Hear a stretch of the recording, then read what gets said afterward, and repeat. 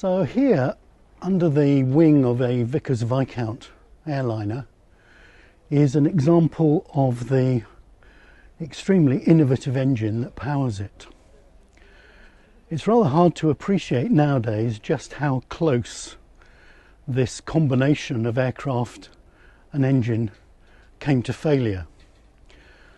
That it didn't is due in no small part to a remarkable man called Sir George Edwards, whose complete faith in this engine and in his Vickers Viscount were to drive it through the many problems and turn it into a huge success.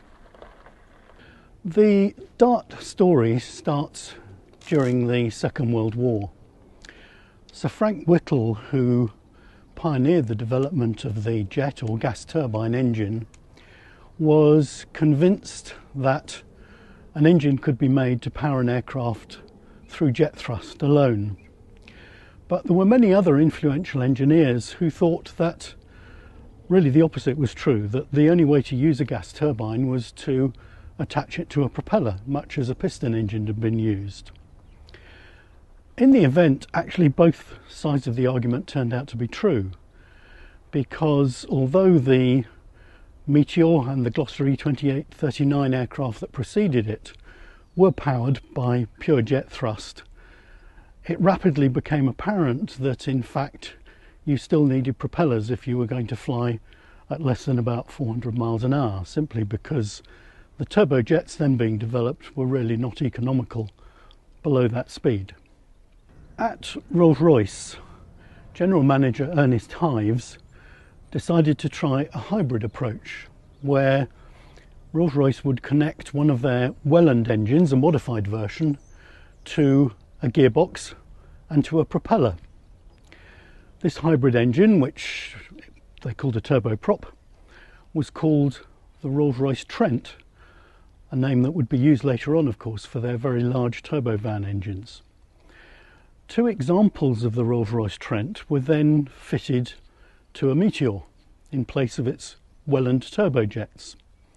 And in 1945, the Meteor actually became the first aircraft in the world to take flight powered purely by turboprop engines. The success of the Trent concept inspired Rolls-Royce to start to design a rather more powerful turboprop, one that would have about 1,000 shaft horsepower, and they were to call it the Rolls-Royce Dart. Unfortunately, the Dart had rather a difficult development. There were all sorts of problems with it, but Sir George Edwards at Vickers had enough faith in it to decide, alongside his boss Rex Pearson, that they should use the engine to power Vickers' first brand new post-war airliner, the Vickers VC2, which at that stage was going to be called the Viceroy.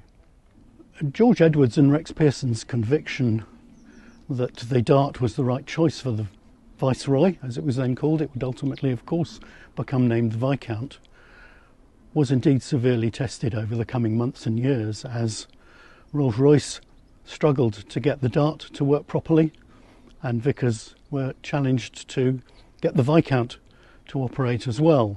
But eventually their convictions paid off, and eventually the combination was so successful that 445 Viscounts were built, and the Rolls-Royce Dart turboprop remained in production for more than 40 years.